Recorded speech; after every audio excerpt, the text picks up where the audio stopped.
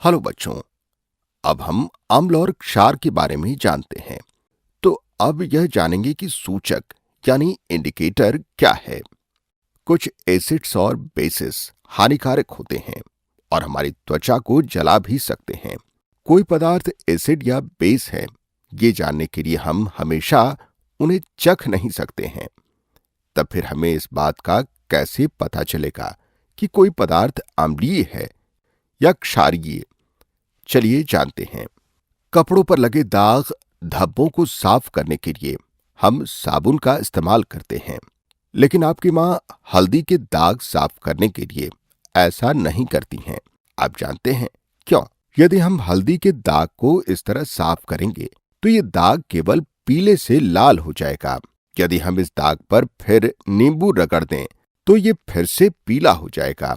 आश्चर्यजनक बात है ना? ऐसा क्यों होता है? चलिए समझते हैं।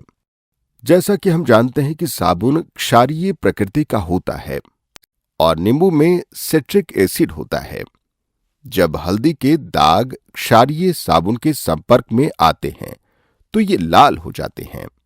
अब नींबू में मौजूद एसिड क्षार के प्रभाव को खत्म कर देता है और हल्दी का दाग फिर से पीला हो जाता है।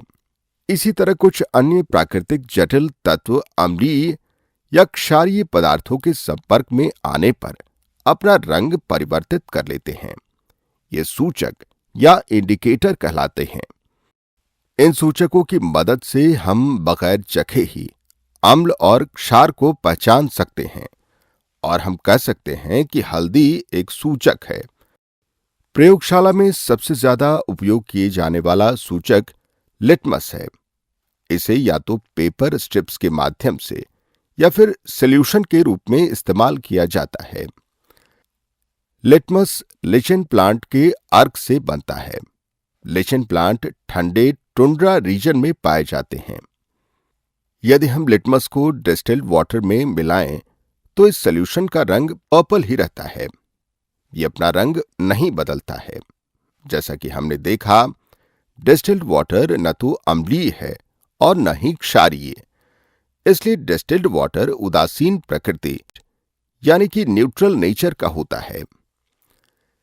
जब सूचक या इंडिकेटर इन न्यूट्रल पदार्थ के संपर्क में आते हैं तो कोई भी रंग परिवर्तन नहीं दर्शाते हैं।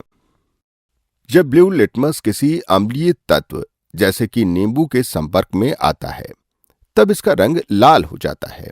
आश्चर्यजनक बात है ना? एक साधारण लिटमस पेपर स्ट्रिप हमें पदार्थों की प्रकृति जानने में मदद कर सकती है।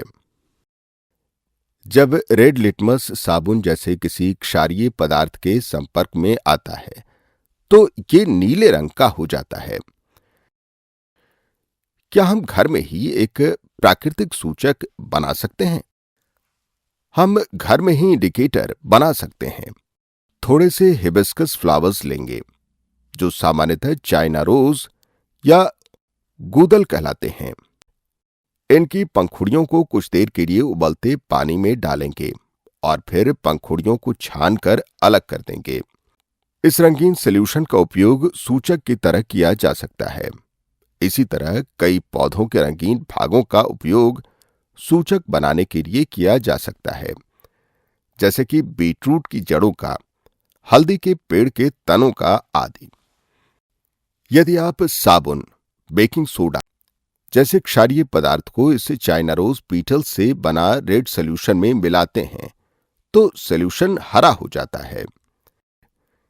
यदि आप इस घोल में एसिडिक सब्सटेंस मिलाते हैं तो ये मैजेंटा रंग का हो जाता है। तो अंत में सूचक यानी कि इंडिकेटर्स क्या है?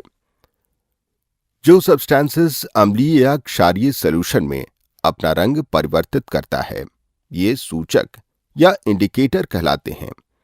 अभी के लिए इतना ही। गुड बाय बच्चों।